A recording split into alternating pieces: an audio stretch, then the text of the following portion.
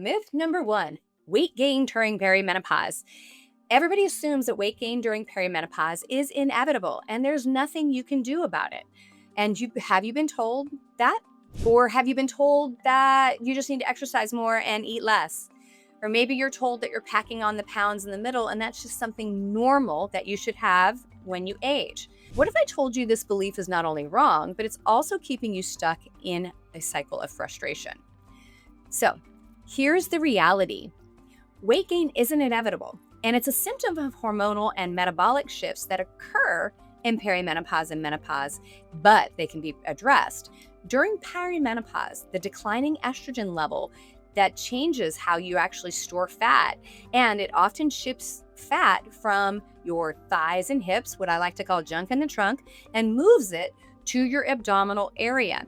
On top of that, insulin resistance creeps in and makes it harder to burn fat.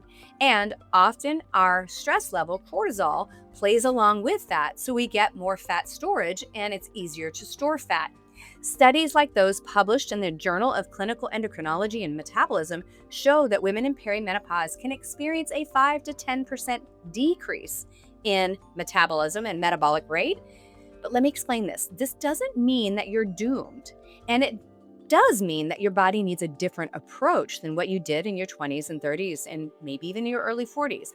And I've had patients that thought they'd never lose the meno belly, and they did it by addressing these very simple root causes.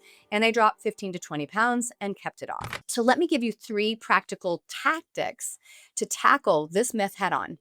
First, prioritize protein and fiber at every meal. I know you've probably heard the protein argument again and again and again and again, but we got to aim for at least 30 to 35 grams of protein, and I would argue up to 50 grams at your first meal. And here's why. In 2023, there were several landmark studies that were published, and one of the biggest ones was looking at how well we actually go through a process called muscle protein synthesis as an older person in midlife compared to a younger person. And they controlled for age, sex, all these other things. And what they showed was older individuals, people like myself in our 50s or late 40s, are less efficient at making protein into muscle. And so we need more protein in order to make muscle and not lose muscle.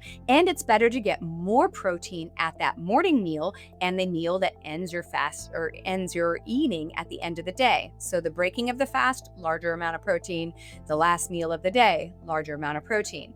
And we were more efficient. We were able to build more muscle. How do we do that? It's things like chicken, fish, lean cuts of beef, salmon, eggs. Plant-based proteins like lentils and beans are okay, but they don't contain the right combination of amino acids to get the biggest bang for your buck.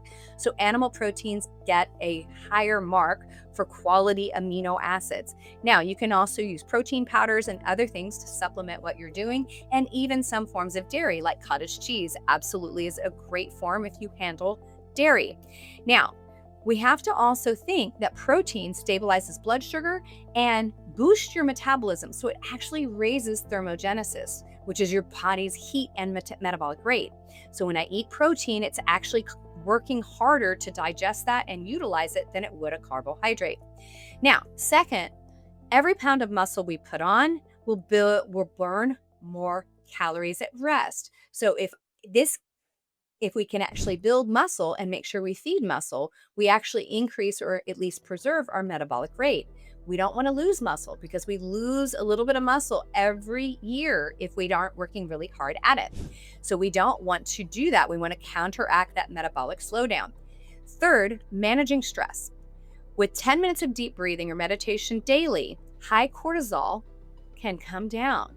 Box breathing before meals, and that's doing an inhale for 4, a hold for 4, and an exhale for 4, and repeating several times, has been shown to calm the stress response and get you out of sympathetic drive to parasympathetic drive.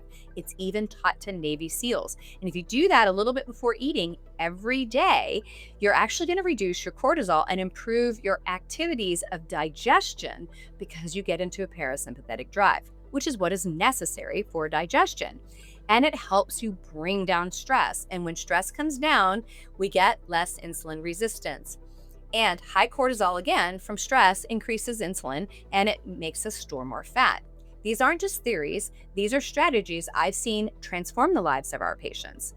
And hormone balance is the foundation here. Without it, no diet or exercise plan will stick. So, what we just addressed there is understanding, tackling the myth of what you need to eat head on.